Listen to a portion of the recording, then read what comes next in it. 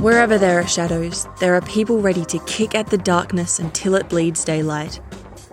This is Bleeding Daylight with your host, Rodney Olsen. Something a little different on Bleeding Daylight this episode. When I'm not podcasting, I work for Compassion Australia. I've been connected with Compassion since 2008 when I travelled to Haiti and Dominican Republic to see Compassion's work. At the time, I was working for Perth radio station 98.5. After meeting one young girl in Dominican Republic, I recorded a short program to tell her story. It was broadcast on 98.5 back in 2008. Today, I want to share that story with you. The episode is much shorter than most, but I'm sure you'll agree. It's still very powerful.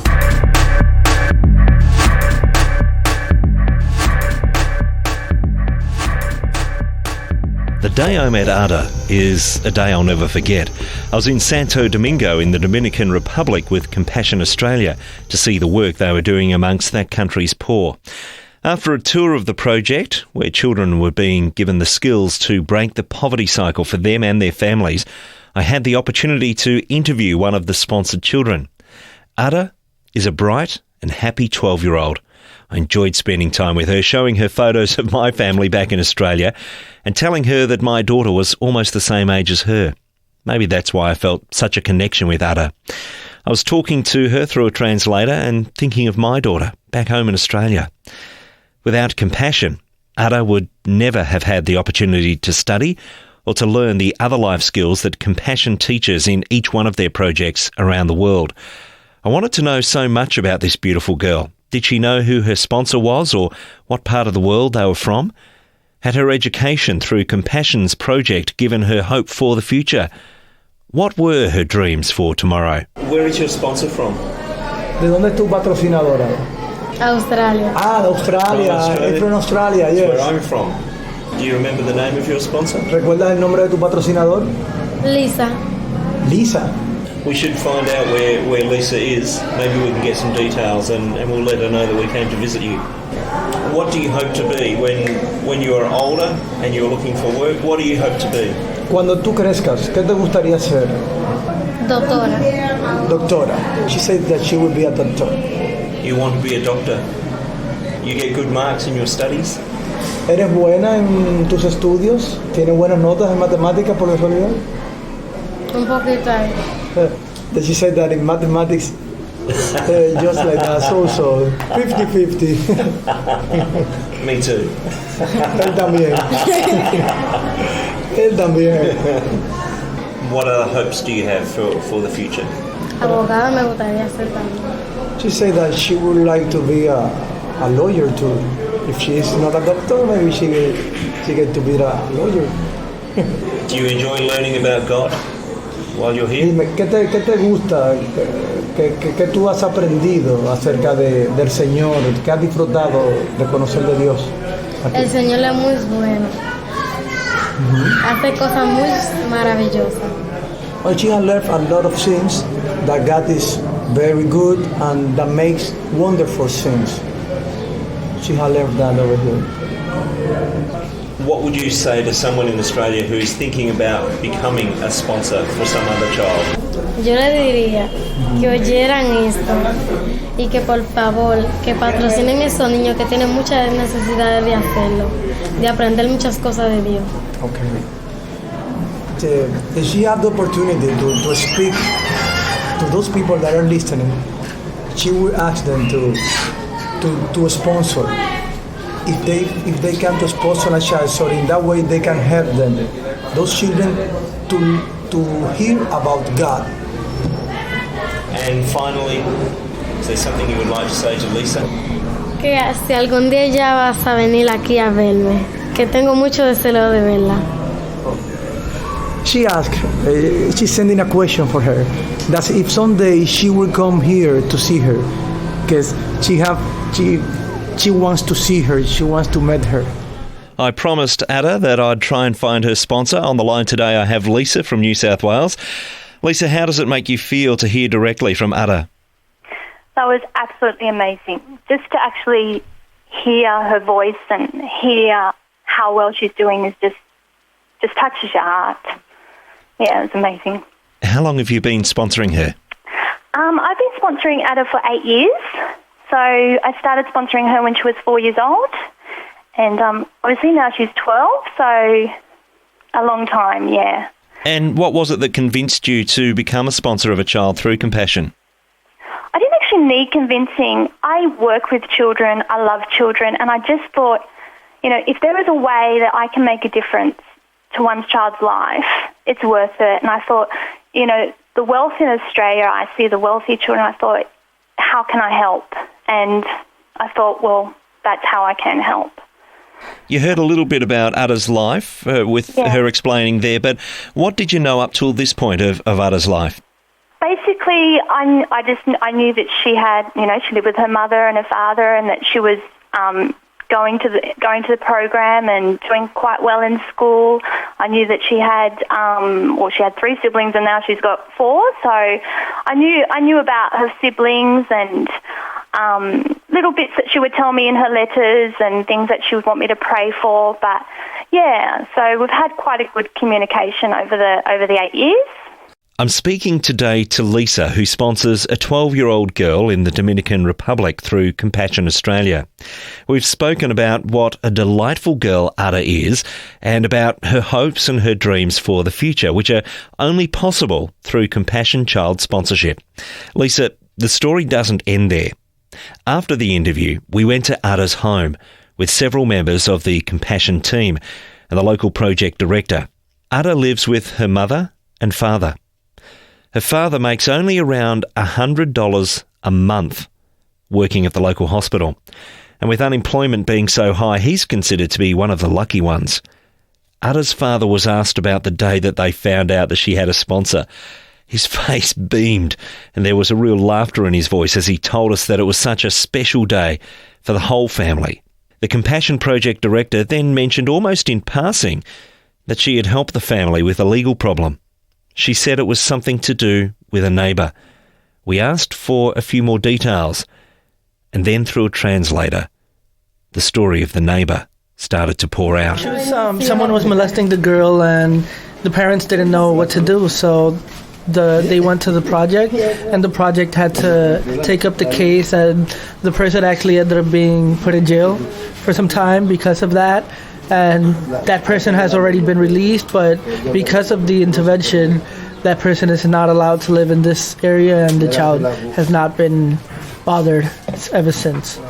So it was. What would have happened if they had not taken that case to the project and the project weren't there to help? What would be likely? Padres se enteraron porque nosotros les llamamos. O sea, la niña fue, habló con su maestra. La maestra fue, habló con nosotros, tuvimos que decirle la noticia a sus padres, convencerles y llevarlos con ellos. O sea, de allá para acá fue que vino la acción que hubo que tomar. The parent didn't even know. The project was the one who found out through the counseling and through the relationship that the tutor has with the child. The child opened up and told them. So it was them who came to the home and told the parents, and actually had to convince the parents that they needed to pursue this and prosecute that person. So practically, probably it would have gone on for a while. It would have gotten worse because this gentleman only went as far as touching the girl in inappropriate ways, but it would have gone further than that. It would probably end up in rape if it hadn't been discovered by them. Even a lot of the people from the community would go to the project speaking in favor of that person and trying to cover it up. And it was really a real pity, but time and time again they would do all the investigations and determine that the situation was really happening and that they needed to prosecute this person. It must be a sad episode for the family, and it must be difficult for the father to... Me imagino que debe haber sido un tiempo difícil para ustedes. Mire. Bueno, yo le digo que la niña actuó bien, porque si fue mejor así, que ella no nos dejara aquí, porque el hombre vivía ahí mismo. Entonces, yo me iba... Sí, fue mejor así. Que ella lo dijo allá. He said that his daughter was very smart. And the fact that she told the project and not him. Because he says that gentleman lived 2 houses down the street. I would have, if I would have found out, I would have probably taken revenge in my own hands. So I feel that this was the best way for it to happen. Lisa, how does it feel knowing that with just a handful of dollars a week, you've saved that young girl from the possibility of a very tragic future? Wow. You really don't understand the impact you're having on a child's life, a family's life, a whole community's life by just sending a small amount of money every month. It just, that's mind-blowing and makes the whole thing just absolutely worth it. I mean, there's been times where I thought, I can't afford this, and I thought, no, I can't afford not to do this. You know, I'm here helping a child's life. And, that's just, wow. I feel very privileged to be able to send that money and help that family. I can assure you that thanks to Compassion's intervention in that particular case, Ada is just such, as we mentioned before, such a bright and beautiful young girl with such a positive future. I feel so blessed that you went and you got to meet Ada, and I get to hear this, this feedback that I wouldn't have otherwise known, and it just inspires me even more to think, what else can I do? So thank you so much for sharing that with me. What would you say to other people who are thinking about sponsoring a child today? I would say just don't hesitate. Just do it, because, it's one, if you can help one child at a time. The problem seems so big, but one child at a time that you can make a difference to in this world, and just do it, and God will provide the money for you. And it's not that much money, really, when you look at it in the grand scheme of things. And that tiny bit of money that you send changes communities. So don't even hesitate. Yeah. Lisa, I've got one last message that I want to play for you. Part of the group that was visiting Ada's home was Edouard Leseg, Compassion's Vice President for Latin America. He asked if I could pass this message on to you. And I think I also want to say something to the sponsor, if I may, as a spokesman for the family, and also for all the children who are going through similar situations. Sometimes the sponsors don't realize what difference it makes. But if it were not for her participating in that project, we don't know what would have happened to this little girl. This beautiful, bright girl, smart girl. We don't know where she would have been today. And on behalf of the family, I really want to say thank you to the sponsor for being there for her, because that has made a huge difference in her life, and obviously in the life of the family as well. So thank you. So there you have it. Thank you. You've made a massive difference in her life, and of course it goes further than just her. It goes to her family. Yeah. And as we've said, we don't know what would have happened in the future, but it didn't look bright, but thanks to your participation with Compassion Australia, she's got a whole new future ahead of her. And what I love is she has hopes and she has dreams, and, she can aspire to be somebody. That is amazing. Yeah. And it even inspires me. I'd love to go and visit her if I could.